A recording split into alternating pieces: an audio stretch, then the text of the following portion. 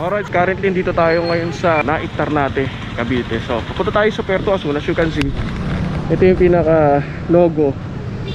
Ayan o, Puerto Azul. So, kasama natin ulit. Ito, marami-rami tayo. So, andito ulit tayo. Cubs to Explorer, Santiago TV, Wakadu, Classico TV, tsaka si Beat Vlog, Elmo Motovlog, Hugot Line Clothing, URCP and Honda Beat, Black Riders Club Kamanaba Chapter, Tropang Beat.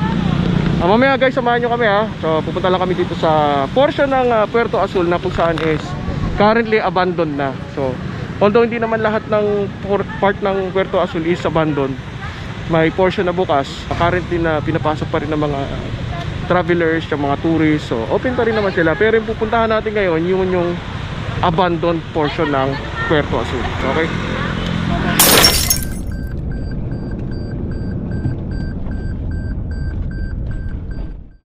Out of nowhere, no? Dito meron ditong biglaang abandonado na building dito. So napakasukal niya. As you can see, sa labas, ayan o, highway siya. And then out of nowhere, ayan o.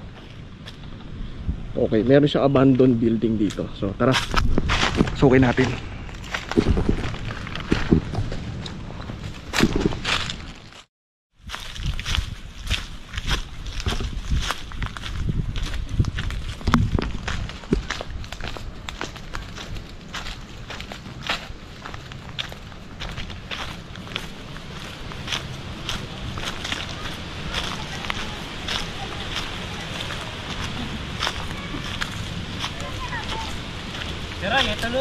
Ha? Ah, ito?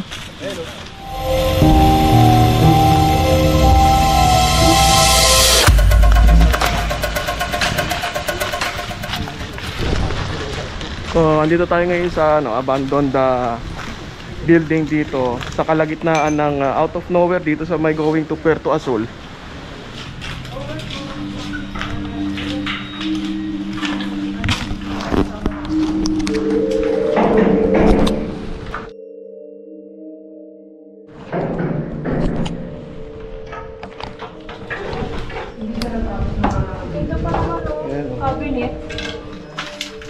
Pero parang inabandon na siya, hindi siya natapos.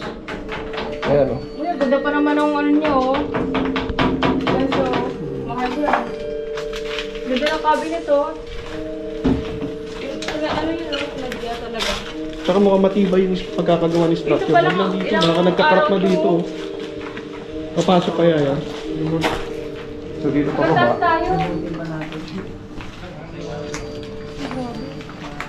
Ito ulit pa namin na dapat yan dito.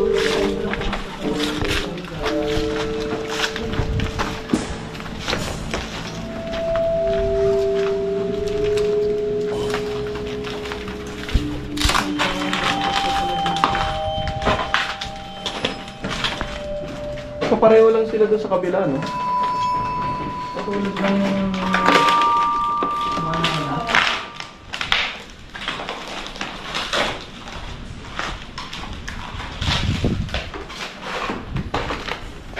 So, mapresko actually guys, presko dito sa loob dahil ang daming portion na open. Kaya lang the problem is abandonado siya. Ayun, hindi na siya natuloy na gawin yung building na to. So we don't know yet kung ano yung history ng building, pero we will find out kung ano talaga yung nangyari dito sa building na to. Paakyat tayo sa second floor.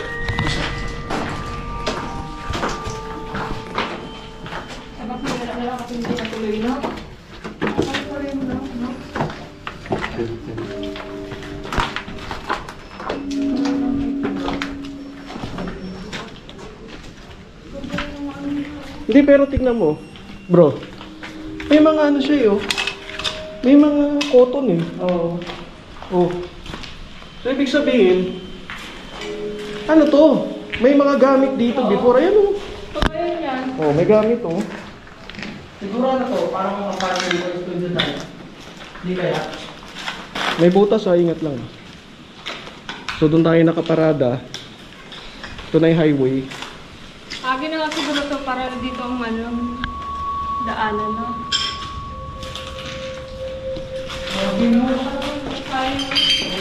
Ganito pala talaga yung lugar. Sayang yung building structure na to kung hindi man natuloy to or inabandon na. We don't know why.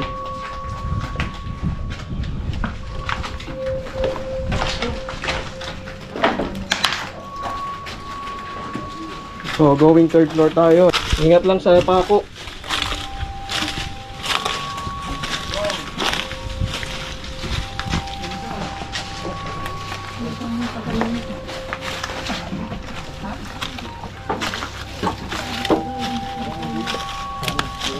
Dahan-dahan, baka may butas ha. Yung sir, baka gawa ng gamit. May unggoy? Asan? Tumakbo dito pa ganun. Malaki yung unggoy? Ay, ano lang,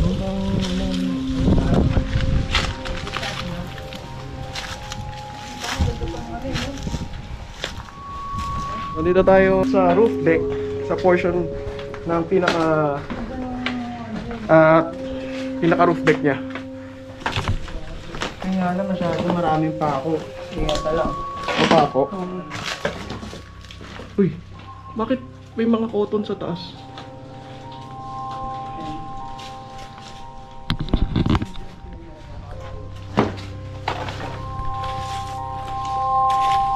May unggoy daw.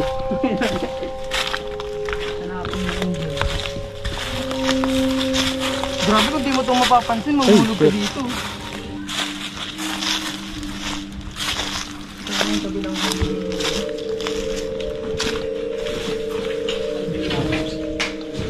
Okay.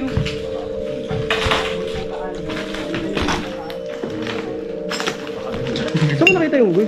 Dumaan dito sa mga ganito, tumatakbo kanina. Oh. Hindi ko alam kung ano. Yan ba yun? Yan nata eh. Ayun yung nata. Ganda. Uy, ano yung bro? Yun ang pupuntahan namin pero napadpad kami dito eh.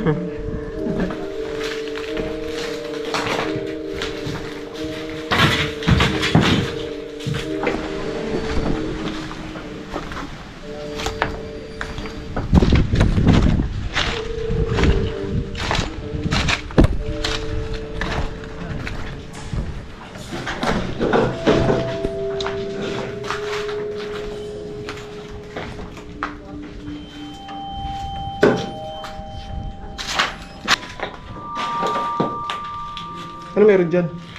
Kwarto lang din.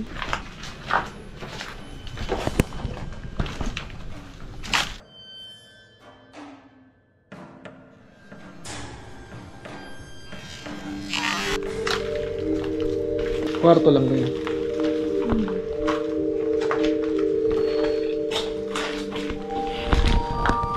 Wala. Pare-pareho siya ng tsura ng ano, cabinet. Sa portion na to, ayan. Halos pare-pareho yung tsura ng kwarto.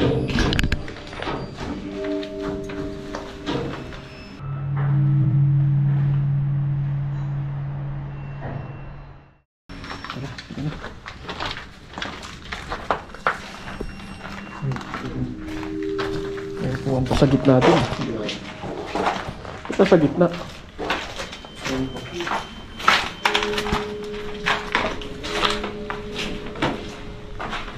Hindi sila sa taas. Ha? Hindi sila sa taas.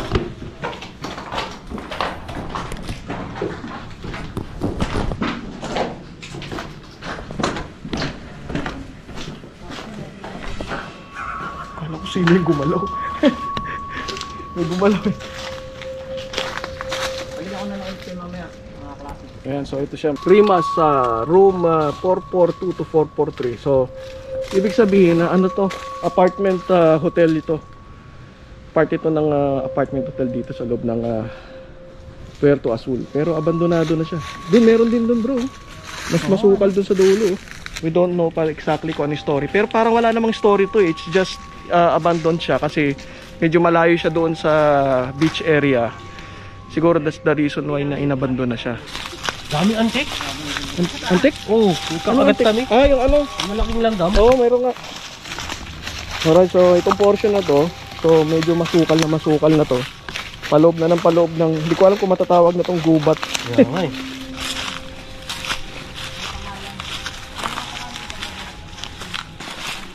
Meron pa pala rito.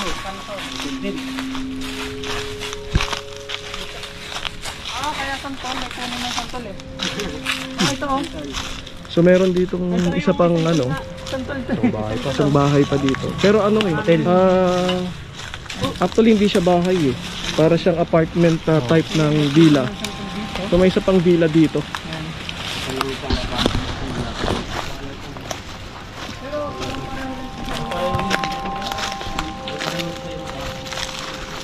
Alright, so as you can see, halos same exactly siya nung itsura doon sa una natin pinuntahan. Okay. So, Sobrang relaxing yung lugar. Kasi puro puno. tsaka bro, may mga ano ba to? May mga Furniture na ano. furniture. Okay. May mga mesa, tsaka may kama oh. Meron nga po. May mga frame nga po sa taas ng kama eh. Bro, luma na to. Tignan mo yung kama niyo. Luma na nga po. Kama, tsaka luma oh. Ayan, luma siya. Luma na rin. Ayan pa yung mga foam niyo. Grabe. Napakasaya.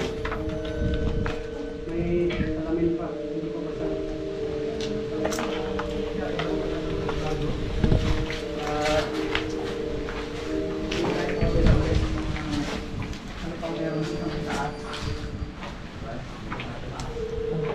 Papaligiran siya ng mga puno. Gubat eh. Tara, baba tayo dito. Nakapunta tayo sa basement. Basement bro. Oo, boss Ray. Sila boss Ray. Basement. Ako mo siya.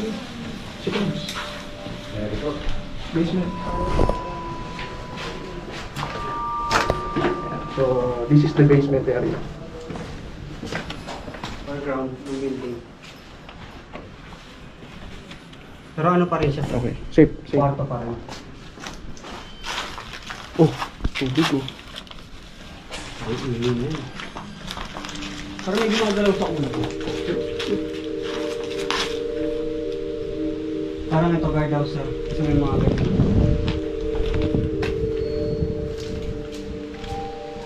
So, may kama pa dito. And, naiwan na to. Sobrang tagal na to. Napag lumaan na ng panahon, no? Mga made of rattan to eh. Actually, matibay to. Dito ba to?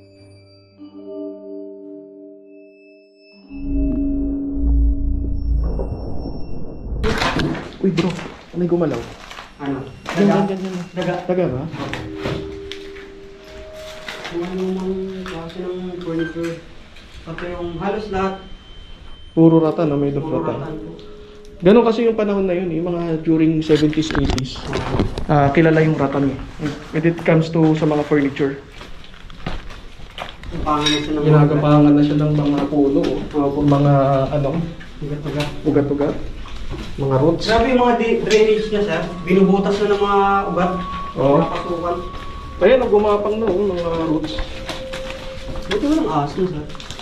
Meron yan, di lang natin na-check boy. Dahan-dahan, may pa ako ah. Alright. Nandito tayo sa rooftop. Roof deck. Wow. Ang ganda talaga dito. Usang tumubo, ano balit yan? Balit yan.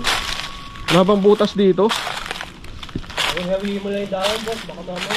Kaya nga eh.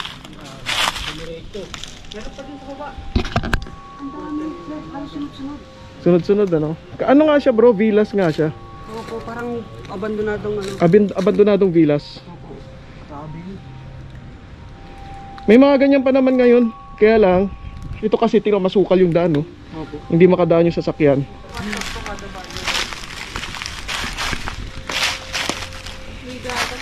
Hindi, tinatambay. Okay, so ito as you can see, mostly dito ng mga stat buildings na nakikita natin dito na abandoned are exactly the same doon sa mga nauna natin hinikutan dito. So most likely ano siya, abandoned villas. Dati siyang villas na na-abandon na. Kaya pare-pareho itsura niya. And then merong mga pangalan ng name ng villas tsaka yung room. Kaya ano room number ng villas. So this is the Santol. Ayan, Santol Villas. Ugat yan, di ba? Ugat? Tagot-ugat na kami. Sobrang taga, ano na siya, oh. Ayo. Ayan guys, oh. Tsaka parang sinadya. Oo nga. Oh. Ayan, parang sinadya, oh. Tamo siya dun, oh. Ano ba tawag dyan? Bagging? Baggy. Ang haba na niya. Sobrang tagal na siguro. Ito yung end. Ano niya.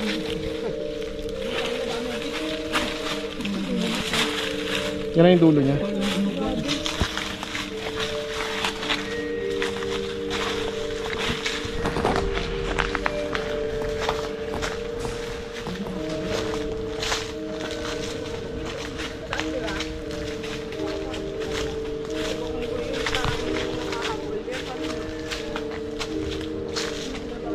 Meron pa yung sa taas. Oh, marami. Bilas kasi ito eh, bilas. Ang bigas eh. Yan guys, oh. Nakapagod. Ano, kaya pasukin? Kaya? Kaya sir, Kaya? tara. Kaya mo? Tara. Sige. Bye-bye. Kita-kita na lang tayo sa kotse. Pagod na ako eh. Pero mahangin dito, pahinga muna tayo.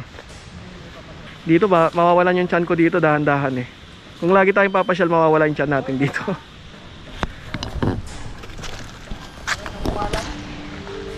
Ano bro? Ready ka na pumasok? Di yan, hiningal na din ako. Okay, so ayun, alis na kami dito sa area. So far, okay naman, ayos lang. At least na-explore natin itong mga abandoned villas dito sa loob ng Puerto Azul. Pero yung exact Puerto Azul na supposedly na pupuntahan natin na abandoned, hindi natin napasok. We just have to get the authorization permit first bago tayo makapasok doon. Pero tabayanan nyo guys, papasukin natin yan sa mga susunod na balik natin dito. Okay, so ayan, paalis na kami. And thank you very much sa mga sumusuporta sa atin, sa mga pinupuntahan nating lugar. Ayan, thank you very much. Hanggang sa susunod. Alright.